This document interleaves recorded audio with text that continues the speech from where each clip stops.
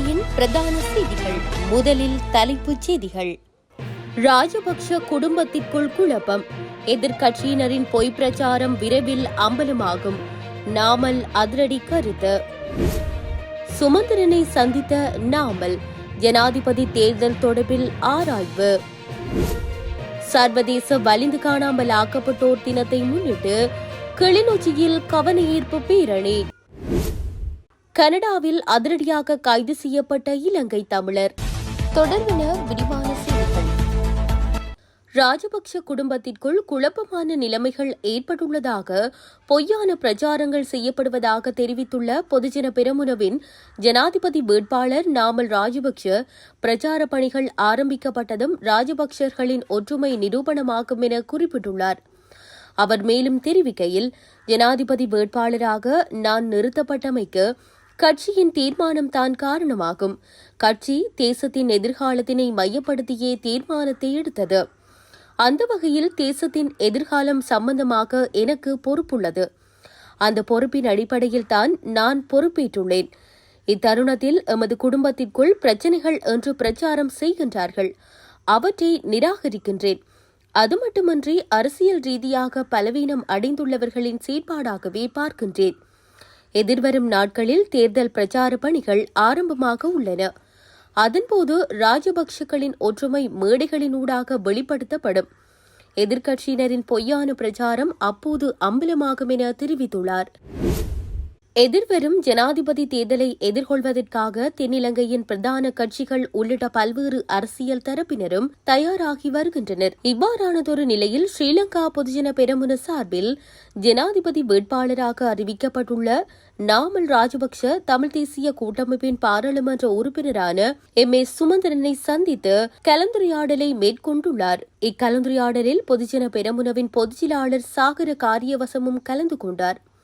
குறித்த கலந்துரையாடலில் ஜனாதிபதி தேர்தல் தொடர்பில் விரிவாக ஆராயப்பட்டதாக ஸ்ரீலங்கா பொதுஜன பெரமுனவின் வடக்கு மாகாண பொறுப்பாளர் கேதார்நாத் காசிலிங்கம் தெரிவித்தார். எதிர்வரும் ஜனாதிபதி தேர்தலில் நாமல் ராஜபக்ஷ வெற்றி பெறும் பட்சத்தில் வடக்கு மற்றும் கிழக்கு மாகாண மக்கள் எதிர்நோக்கும் பிரச்சினைகள் மற்றும் மாவட்டங்களின் அபிவிருத்தி குறித்து இதன்போது கலந்துரையாடப்பட உள்ளது. அத்துடன் வடக்கு மற்றும் கிழக்கு மாகாணங்களில் உள்ள தமிழ் பாராளுமன்ற உறுப்பினர்களுடன் இணைந்து அந்த பகுதி மக்களின் குறைகளை நிவர்த்தி செய்வதற்கும் இளைஞர்களுக்கும் வாழ்வாதாரம் மற்றும் சிறந்த எதிர்காலத்தை வழங்குவதற்கும் தாம் தயாராக இருப்பதாக எம்.ஏ. சுமந்திரனிடம் நாமல் ராஜபக்ச தெரிவித்ததாகவும் அவர் கூறினார். ஜனாதிபதி தேர்தலில் வெற்றி பெறும் பட்சத்தில் வடக்கு மற்றும் கிழக்கு மாகாணங்களில் உள்ள மக்களுக்கு சிறந்த எதிர்காலம் இருப்பதை உறுதி செய்வதாக கூறிய நாமல் ராஜபக்ஷ இந்த மாவட்டங்களை சர்வதேச வர்த்தக மையங்களாக மேம்படுத்தவும் உறுதியளித்துள்ளார். தமிழ் மக்களின் பிரச்சினைகள் குறித்து தமிழ் தேசிய கூட்டமைப்பின் பாராளுமன்ற உறுப்பினர்களுடன் கலந்துரையாட எதிர்பார்ப்பதாக எம்.ஏ. சுமந்திரனிடம் நாமல் ராஜபக்ஷ குறிப்பிட்டுள்ளார்.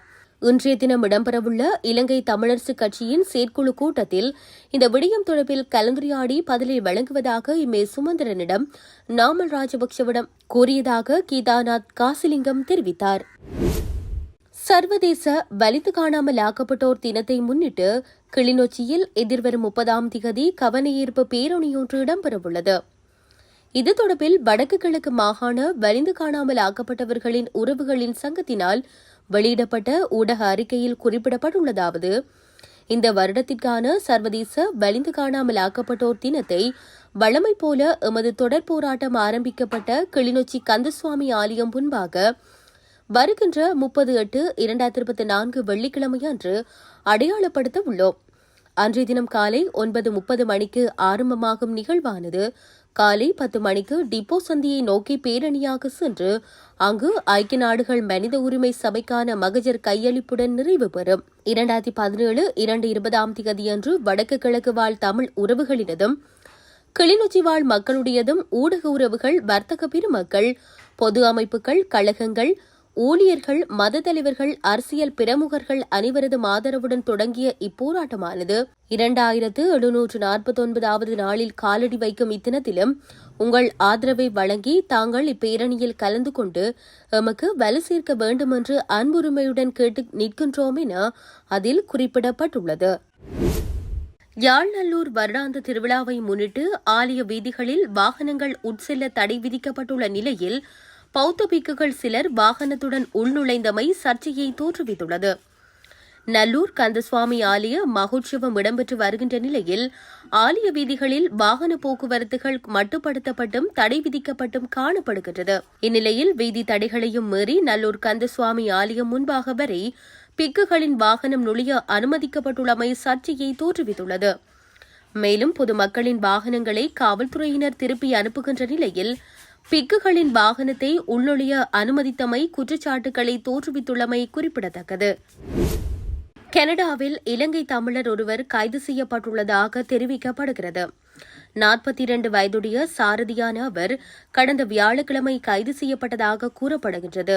ப்ளூ வாட்டர் பாலத்தில் 120 கிலோமீட்டருக்கும் அதிகமான ஹொக்கைன் போதைப் பொருளுடன் அவர் கைது செய்யப்பட்டுள்ளார். பாலத்தில் அவரது ட்ரக் வழிமறிக்கப்பட்டு சோதனையிடப்பட்ட போது கனடாவில் தடை செய்யப்பட்ட ஹொக்கைன் போதைப் பொருள் கண்டுபிடிக்கப்பட்டது. ஹொக்கைன் போதைப் பொருளை விநியோகித்த உற்பத்தி செய்ததாக இலங்கை தமிழர் மீது குற்றம் சாட்டப்பட்டது. அவரது பிணைப்பத்திரம் 3 மில்லியன் கனடா டாலராக நிர்ணயிக்கப்பட்டுள்ளது. இந்நிலையில் கைதான இலங்கையர் மீது விசாரணை தொடர்வதால் மேலும் பல குற்றச்சாட்டுகள் சேர்க்கப்படலாம் என்றும் அதிகாரிகள் தெரிவித்துள்ளதாக தகவல்கள் தெரிவிக்கின்றன. இத்துடன் செய்திகள் யாவும் நிறைவு பெறுகின்றன.